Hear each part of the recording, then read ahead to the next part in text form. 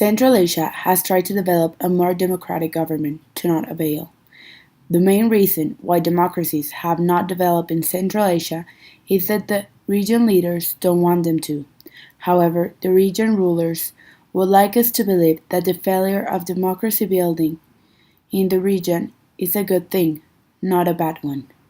Martha Brill, 2000. They don't seem to have much progress with this. Kyrgyzstan and Kazakhstan appear to be progressive, but only developed a more autocratic type of government. Uzbekistan and Turkmenistan have had strongman rulers, like authoritarian regiments, and Tajikistan is the country with the most fight for democracy, as the non-governmental groups have expanded but have not yet prevailed. In fact, their violent situation only serves as an example. It is only used by the neighboring countries' leaders to stabilize the situation in their countries. To Uzbekistan's democracy building, for example, the civil war in Tajikistan was the great blow. The leaders of this country argue that the population is unready for democracy, politically immature, and capable of being swayed by extreme ideologies. Despite this, however, democracy building is still in progress, and even though these five countries grow different from each other as time goes on, they have strong independencies to each other. Some main leaders of these countries are Kazakhstan. President Nursultan Nazarbayev is by far the most influential figure in Kazakhstan. He got elected the first president of the country in 1991. In Tajikistan, Emomali Rahmon is the president, or the equivalent to, since 1992. He is part of the People's Democratic Party, and during his early years of presidency, he faced civil war, which had up to 100,000 deaths. In Turkmenistan, Gurbanguly Berdimuhamedov is the president of Turkmenistan since 2007. He was elected in 2007, then re-elected in 2012 with 92% of the votes, and again in 2017 with 97% of the votes. He is part of the Democratic Party. In Kyrgyzstan, Almazbek Shershinovich is the current president since 2011. Before that, he was prime minister and served as the chairman of the Social Democratic Party of Kyrgyzstan. The economy of Central Asia has really grown in the past year. The oil prices have been of benefit to them, the benign global financial conditions also. It is predicted that Europe and Central Asia will grow in the next few years. The growth is expected to be of approximately 3.2% in 2017 and 3.8% in 2018. Kazakhstan and Tajikistan, as well as Armenia, is benefiting from the strong manufacturing and mining. All in Central Asia is set to recover from the few years of decrease in their GDP, according to the Asian Development Outlook 2017. First, an insight of Kazakhstan. Ethnic Kazakhs, which are a mixture of Turkic and Mongolic tribes, migrated to the region by 13th century. They were not a single nation. The area was conquered by Russia in 18th century, and Kazakhstan became the Soviet Republic in 1936. In the late 50s, an agricultural program was implemented in Kazakhstan, and this encouraged an influx of immigrants, mostly Russians. Up to 70% of the population of Kazakhstan is Muslim. Kazakhstan economy is larger than those of all Central Asia states, largely to the country's best natural resources. Uzbekistan. Russia conquered the territory of present-day Uzbekistan in the late 19th century. Stiff resistance to the Red Army after the Soviet Bolshevik Revolution was eventually suppressed, and a socialist republic was established in 1924. During the Soviet era, intensive production of white gold, which is actually cotton, and grain led to overuse of agrochemicals and the depletion of water supplies. Kyrgyzstan. Bands of indigenous guerrillas, called Besmaki, fiercely contested Bolshevik control of the area, which was not fully established until 1925.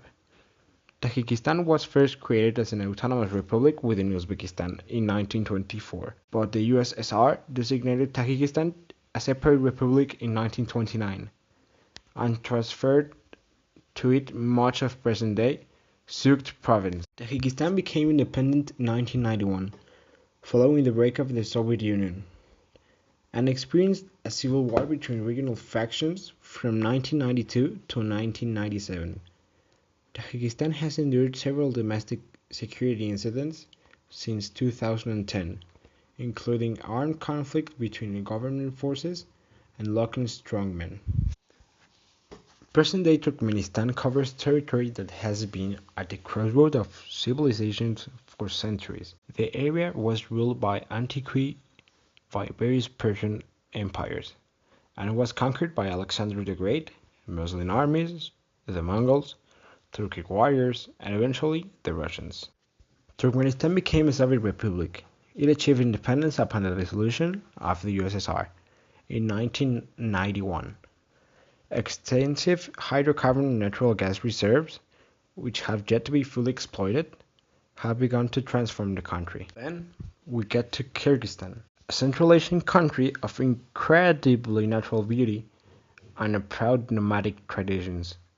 Most of the territory of the present day Kyrgyzstan was formally annexed to the Russian Empire in 1976.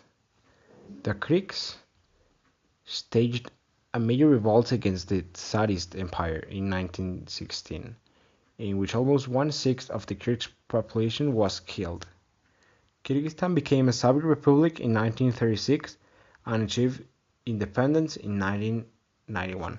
Kyrgyzstan is well known due to the corruption of the Social Democratic Party of Kyrgyzstan. All these countries share conflicts against each other.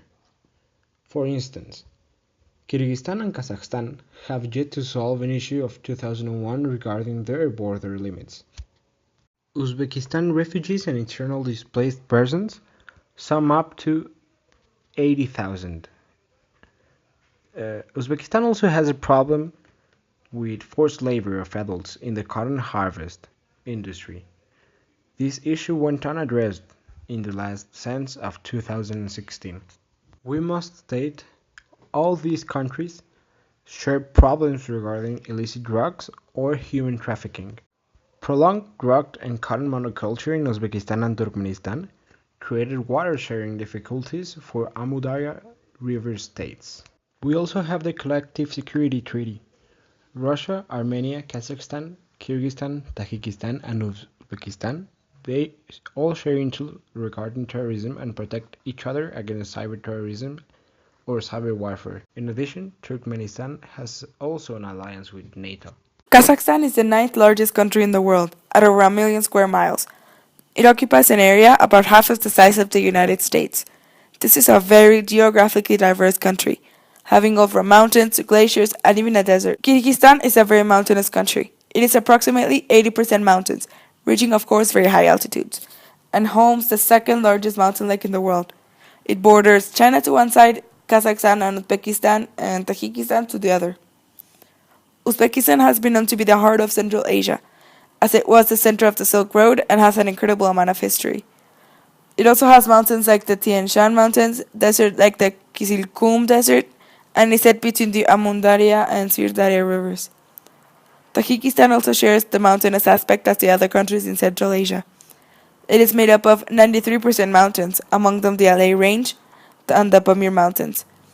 Because of this, half of the country has an elevation higher than 9,842 feet. Their geography also includes many cold water rivers among the mountains, lakes, and glaciers. Turkmenistan's geography is very much like the rest of Central Asia, differing with most, however, in the fact that it borders the Caspian Sea.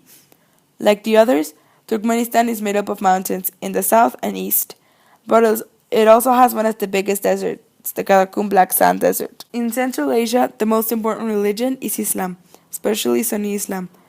The only problem with this came with the Soviets and how their ways differed. Under their rule, it was strongly suppressed, and they were even killed, until the end of World War II, when they relaxed. It wasn't until 1991, however, when Islam was completely reborn, when they became independent.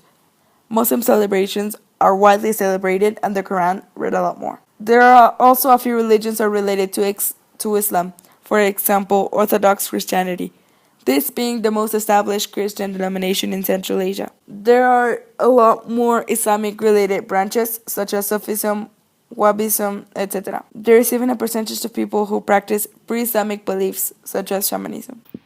Contemporary art in Central Asia has been increasingly important throughout the years, and has even come to be represented at 2014 Art Dubai Fair. A few examples of artists who do contemporary art in Central Asia are Herbosin Meldi Bikov, whose work plays with the stereotypes of how other people see Central Asia, to the point of making them completely absurd. Some of his work includes Plates from 2009, in which he works with ceramic plates and paints on them. Another one is Alien from 2008. Another artist is Almagul Menilibayev, who does some very interesting photography and film. She centers her art around the nomadic culture in Central Asia, pre-Soviet and pre-Islamic times. Set Atabekov is another example of an artist. He is from Kazakhstan and is best known for his use of textiles, even though he does everything from video photography and even illustrations. The culture in Central Asia, like in most places, can be neatly explained as a result of its history and religious influence. Because of its history with the Silk Road and the many roles it has had, their culture is very much influenced like places like China, Russia, South Asia, the Mongolian culture, and the Arabian culture, etc. The cuisine in Central Asia is very famous. It's strongly influenced by other cuisines such as the one from Pakistan, India, China, etc. Some dishes, for example, are manti, which is basically a type of dumpling with spiced meat, lamb or ground beef, and pilaf, which is rice cooked in seasoned broth. In Kazakhstan, people are known for the hospitality, peacefulness, and coexistence. They value respect and hospitality very intensely. A lot of people in Kazakhstan still live an agricultural life, even though most live in cities and villages. They are also known to be great horsemen, so horses play a vital part in their culture. In Uzbekistan, they also value hospitality. One huge example of this is the Uzbek tea ceremony. This celebration is one that highlights the formality, gracefulness, and hospitality of the country. During this ceremony, the hostess will serve freshly brewed tea and snacks to the guest. They're also known to be very detail focused in their art and prioritize family and community. In Tajikistan, they pride themselves of being of the most Asian people in the world, for evidence of their settlements have dated back to 15,000 to 20,000 years ago. Because of this, they have many Asian traditions, and their own spoken language, which is a variety of Persian. They, very much like their neighbors, prioritize hospitality.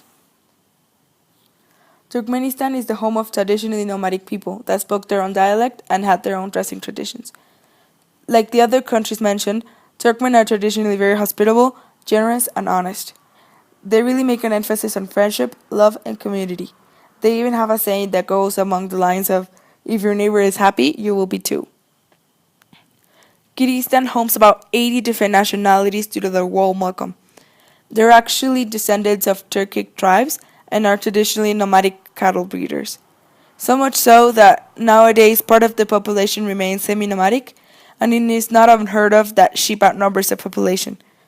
Like in Kazakhstan, horses play an important role in their culture.